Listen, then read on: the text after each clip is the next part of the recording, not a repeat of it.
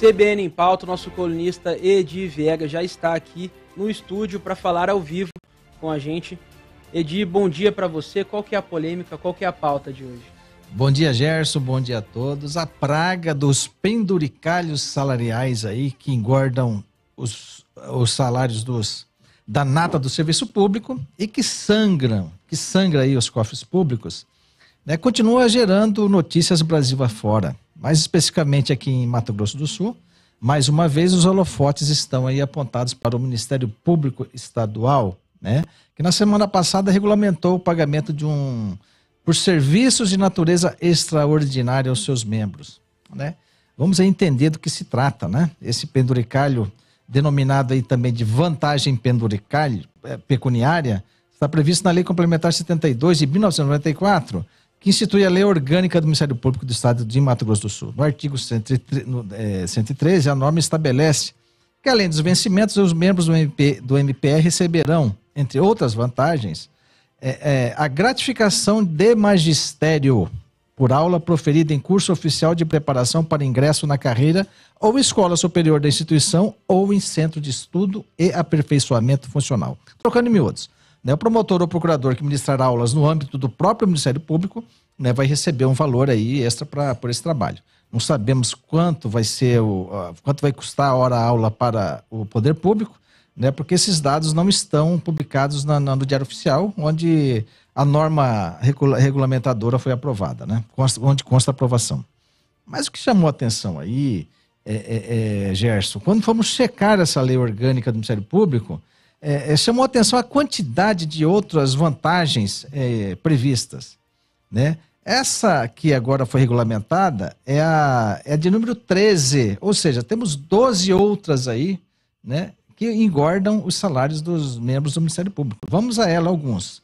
Ajuda de custo para despesa no transporte em caso de exercício fora da sede e os de despesa de mudança em caso de promoção. Então, o promotor trabalha em Dourados, foi transferido para Campo Grande, ele tem direito o Estado banca a mudança dele.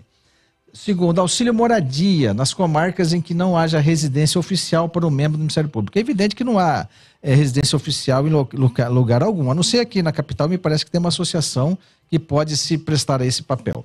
Salário família, que é direito de todo mundo, diárias, verba de representação, gratificação de função, gratificação pela prestação de serviço à Justiça Eleitoral, gratificação pela prestação de serviço à Justiça do Trabalho nas comarcas em que não haja junta de conciliação e julgamento, né? Gratificação adicional por tempo de serviço incidente sobre o vencimento base e a verba de representação, gratificação pelo efetivo exercício em comarca de difícil provimento, que não deve nem existir mais comarca de difícil provimento aqui, imagino que não exista. Gratificação pelo exercício cumulativo de cargos ou funções de substituições e gratificação pela participação em órgão de deliberação coletiva, ou seja, se ele trabalha lá, se ele age no Conselho do Ministério Público local, ele também vai ser remunerado por isso.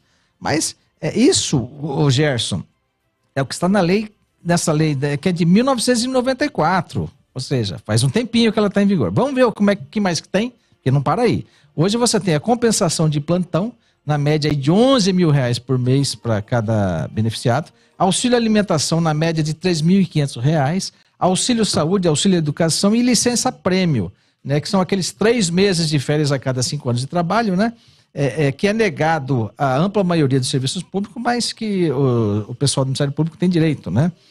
E todas essas verbas são definidas como indenizatórias, portanto, não incide sobre elas os descontos do imposto de renda e da previdência social. Veja que é um valor líquido que entra todos os meses aí no olerite desses poucos privilegiados.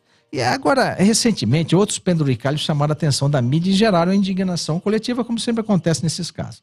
Uma delas ficou conhecida como Vale Peru, que beneficiou magistrados e servidores administrativos do Judiciário do Mato Grosso, nosso vizinho aqui. Então, em dezembro, os magistrados embolsaram R$10 mil cada um e os demais servidores R$8 mil. O dinheiro teve que ser devolvido porque dias depois o Conselho Nacional de Justiça declarou que o pagamento era ilegal. Os magistrados devolveram, os servidores querem parcelar a devolução. Só que o que chama atenção é a cara de pau quando se cria esse tipo de aberração, né?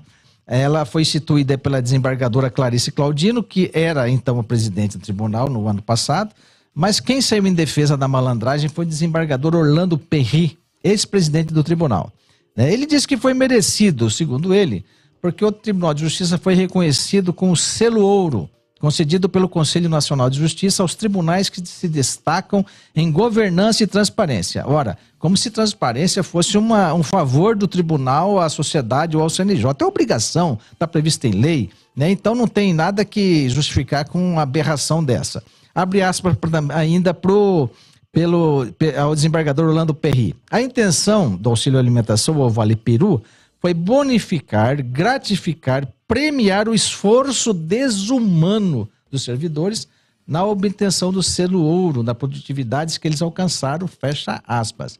Eu fico imaginando aqui, Gerson, qual é o esforço desumano feito por esses servidores e por esses magistrados que justifique você pagar aí o Vale Peru, né? 10 mil para magistrado e 8 mil para servidor, né? O caso acabou subindo lá para o Supremo Tribunal Federal, porque alguns servidores não abriram mão de ficar com dinheiro, dizendo que agir de boa fé não tem culpa se a gestão do tribunal está errada. Ponto. Mas daí o Supremo vem e cobra o tribunal. Olha, vou precisar de esclarecimento sobre o Vale Peru. E é interessante, chega a ser de um cinismo a resposta, né, do tribunal. Segundo o tribunal, abre aspas, o benefício teve como objetivo, abre aspas, cobrir de maneira digna as despesas alimentares dos servidores e magistrados, fecha-se aspas. Mais uma aspas para o Tribunal de Contas de Justiça de Mato Grosso. Tal benefício não deve se limitar ao mero caráter formal, mas sim assegurar a cobertura das necessidades nutricionais diárias da pessoa humana, com dignidade, equilíbrio e conformidade com as boas práticas alimentares, fecha aspas. Ora, gente, vamos lá. Necessidades nutricionais, primeiro caso.